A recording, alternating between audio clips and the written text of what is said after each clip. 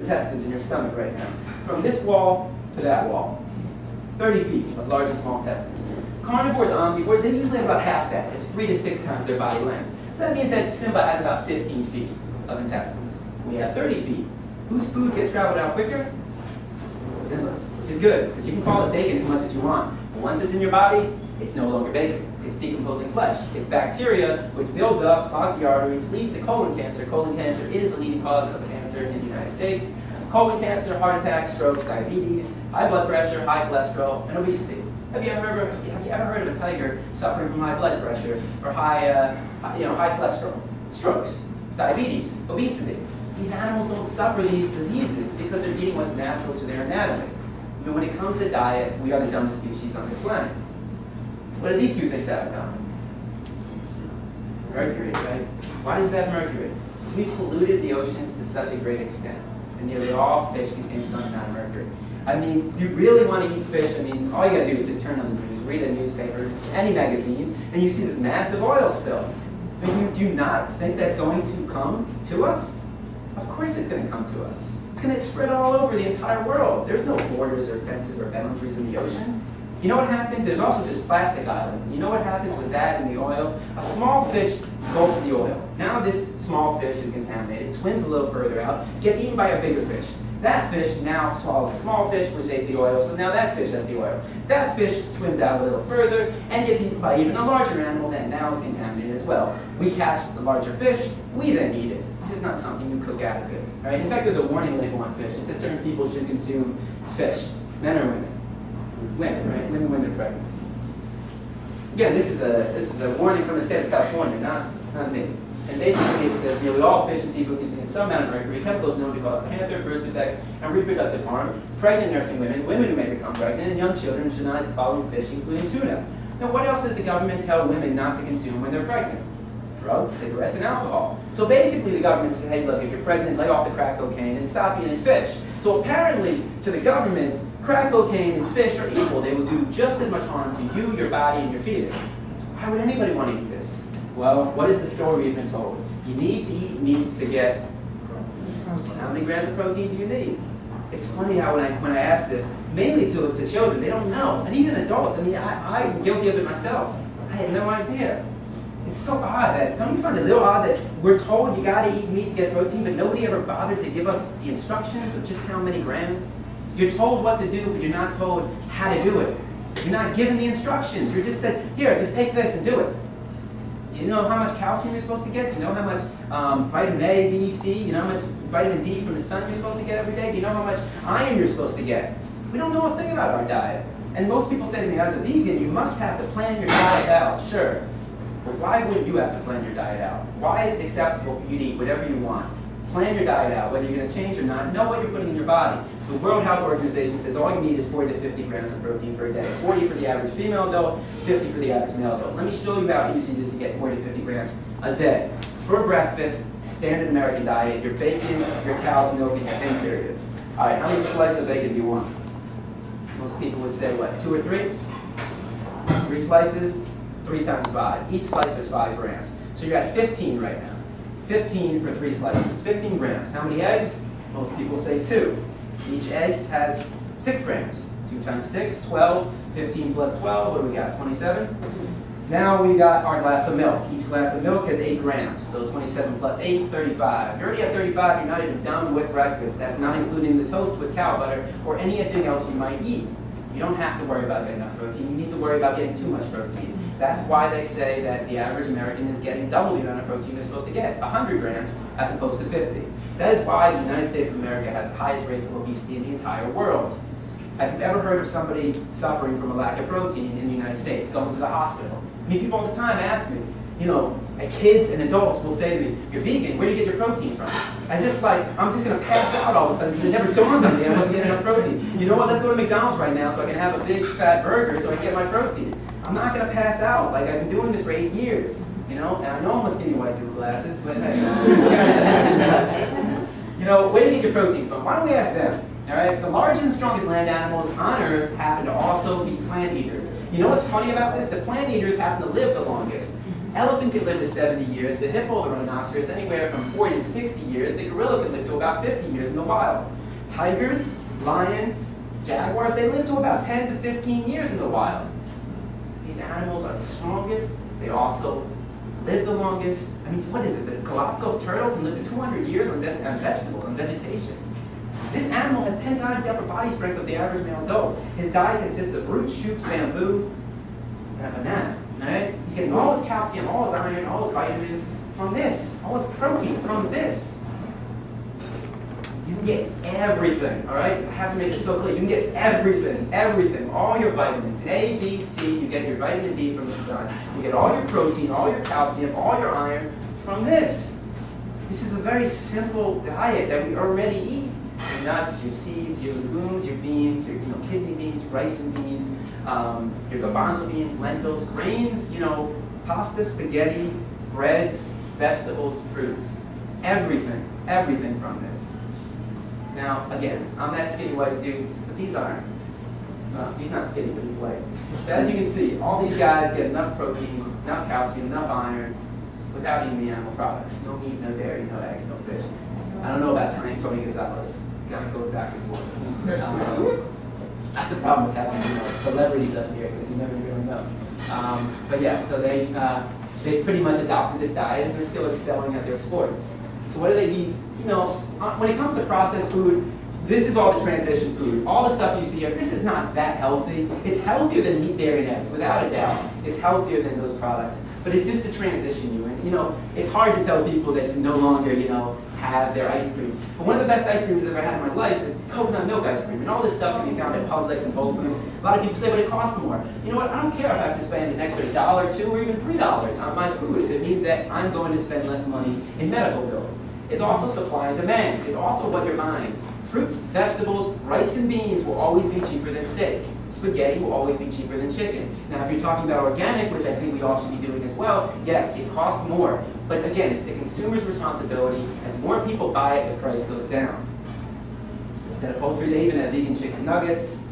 Instead of beef, veggie burgers. And I hope that you guys stay for dinner. And I do have coupons as well. So for every 2 of you at a table, you get one of these. So if there's 4 of you, you get 2.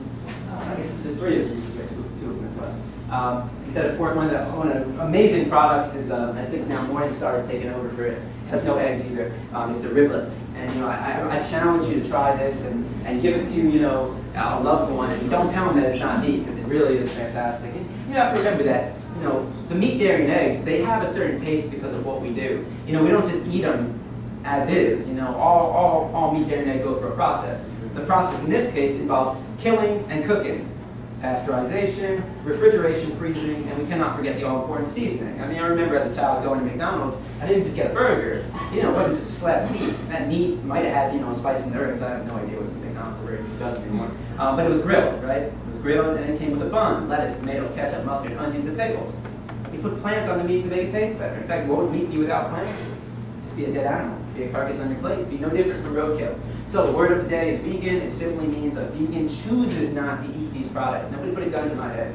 It's a choice. You choose not to eat hen periods. You choose not to eat cow pus. You choose not to eat the dead carcass of an animal. And that's the choice. People all the time say to me, what's the difference between a vegan and a vegetarian? A vegetarian chooses to consume hen periods and chooses to consume the milk of a cow, which is loaded with pus as well. Pus is somatic cells. Basically, it's the same substance when you pop a pimple. That's what it is. And that's in every glass of milk.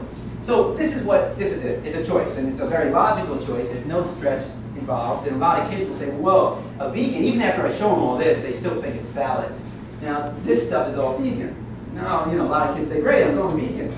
This is not a healthy diet. If as a vegan, this is what you're eating, you're going to die. This is just terrible. I say just stick to the meat, dairy, and eggs. So there are a lot of unhealthy vegans out there. They call them the junk food vegans. But there's a lot of products, and again, these are not healthy products. I'm not advocating them. But on a healthier note, and again, the healthiest diet you can eat, this is scrambled tofu. The healthiest diet you can eat is whole foods. I don't mean the supermarket. I mean, fruits, vegetables, legumes, the pyramid again. This is the healthiest you can eat. Spaghetti, pasta, And when you go to a restaurant, you're the customer. They're trying to please you. Ask them, what they put in their food. Soy cheese, rice cheese. They even have a new cheese. It's called diet cheese. It doesn't come from soy or rice. I've always said, if you put a man on the moon, how hard is it to make a vegan cheese? I guess they heard. Even when baking, you can replace the eggs with egg replacer. You can use, you can change the consistency by using bananas, soy milk, oat milk, rice milk, coconut milk ice cream. So the last thing I want to show you is just a happier video, and it just goes back to this idea of change in perception. I also, as I'm setting this up, if you guys have any questions, you can always visit our website, ARFF.org. You can also email me with any questions, james@arff.org. I'm going to plug myself. We give these presentations anywhere in the community, whether it's a school, high school, middle school, elementary school. Obviously, it's going to be changed a little bit. Churches, synagogues, it's about change in perception.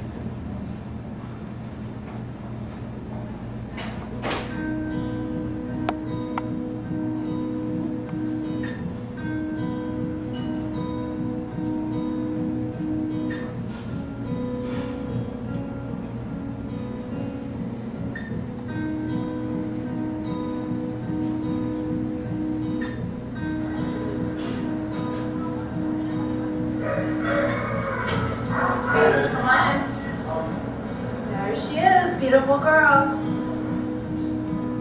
She was tagged for slaughter, and that would have been her fate, but she wanted to live, and so she literally ran for her life, and now she'll live out her life at sanctuary.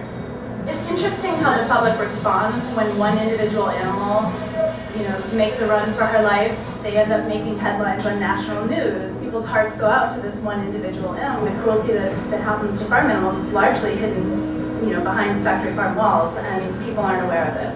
When you look in her eyes, everyone wants the best for her once they get to know her. And when people are able to identify with an individual and look her in the eye and see that she's a living, feeling being who has a will to live, then people care. I've been working here with animal care and control for almost 9 years.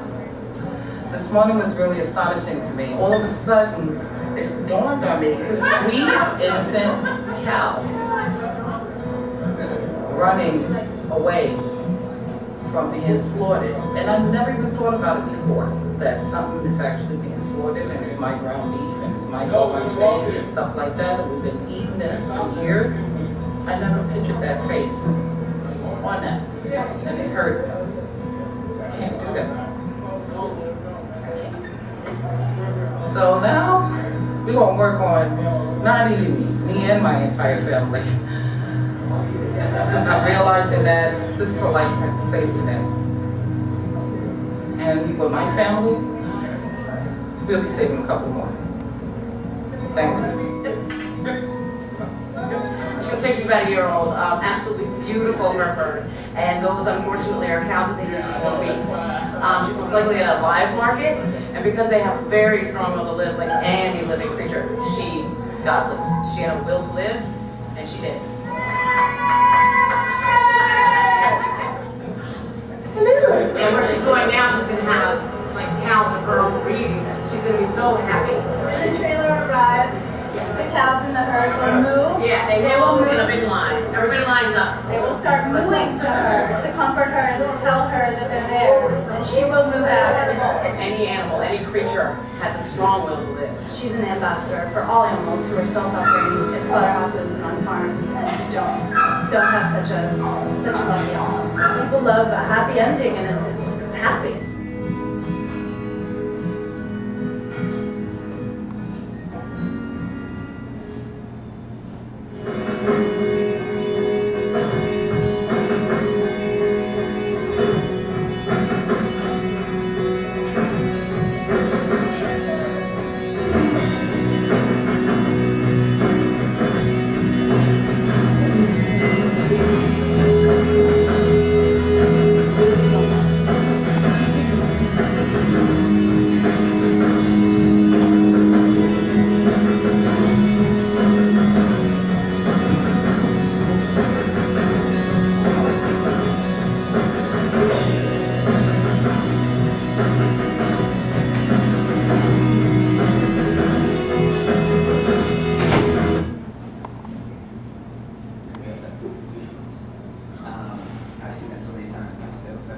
So like I said, if you have any questions, you can always contact me, contact the Animal Rights Foundation. I hope you enjoyed it. In the back there is some literature. Feel free to take.